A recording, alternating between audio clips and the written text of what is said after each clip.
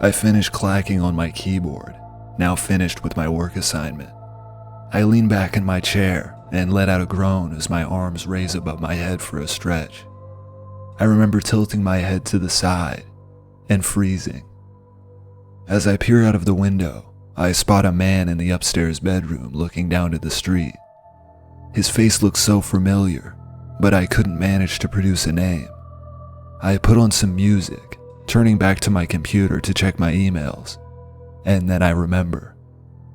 The neighbors moved out of the house across the street months ago. My head snaps back around, my eyes locked onto the window, but the man was gone. I kept a close watch on the front door as I phoned the police to report the squatter. After a few minutes, a squad car pulls up. I walk outside as an officer approaches my door, where he asks what I've seen. I bring him up to speed, telling him about the man and that the house was bought by the bank. They phone in the proper people and ask for permission to enter.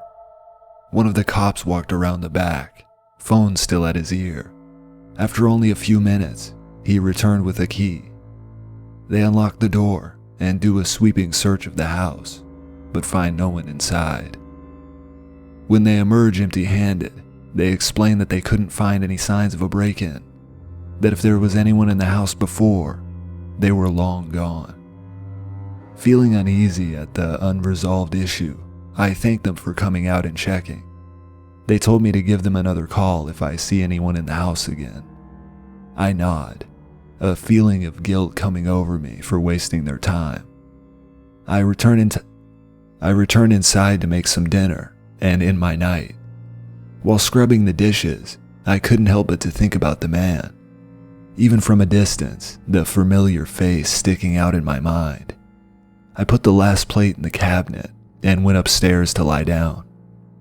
I had just managed to pull the covers over my legs when I glanced over to the window.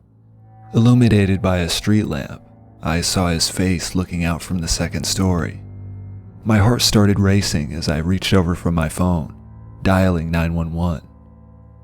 As the operator told me that an officer was on his way, I hung up, my nose scrunching as I stared at the man, trying to figure out where I knew him from. His head began to move and slowly turned toward me. Continuing his blank stare, we locked eyes, his face still frozen in an expressionless gaze. Chills went down my spine, but I didn't want to alert him that the police were on their way. I tried to play it off and avert my eyes, but I could feel him still looking at me. Out of the corner of my eye, I saw red and blue lights coming from the end of the street. I looked up at the window, but the man was still looking right at me. He slowly backed up, disappearing into the darkness of the room. I ran down the stairs and opened my front door, greeting the officers in the street. I told them I'd just seen him a mere seconds prior. The cops got out of their squad car, one watching the front door as he signaled for his partner to go around back. I joined the officer in retrieving the key, giving him the rundown on the man that had been looking right at me. I immediately noticed that the back door had been boarded up. There was a small lockbox with a magnet on it underneath one of the gutter ends. He reached down and took out the key, closing the box and affixing it back to the end cap. We go back to the front where we unlock the door. They conduct another search, but again, can't find anyone inside. Where could he have gone? This doesn't make any sense, I bark out at the officers. One of the officers told me that I needed to sleep, that I may have just been seeing things. It happens to the best of us, he said, patting me on the back. The cops put the spare key back, piled into the squad car, and drove off. I went back inside, puzzled and frustrated that I let him get away again. I had some whiskey to calm my nerves and went back upstairs. I glanced over at the window, seeing nothing. I pulled the blankets up and eventually dozed off. At some point in the middle of the night, I woke up. Something just told me to look over at the window, the familiar face already looking straight at me. I jump out of bed and run to the window, a mean look on my face for such an intrusive act. His mouth formed a vicious frown, acting as if he was looking straight through me. I slipped on my shoes, grabbing my phone as I turned on the flashlight feature. I pulled out my pistol from the drawer next to my bed and practically sprinted out of the front door. I quickly dart to the hidden key I'd seen the policeman get from before, returning to the front, twisting the key as I withdrew my Glock. "Go ahead and come out now," I yelled, my voice echoing into the silence of the abandoned home. I began looking through all of the rooms, my anxiety building as I cleared each one. I make it to the last room, the room with the window I'd seen him at so many times. This was it.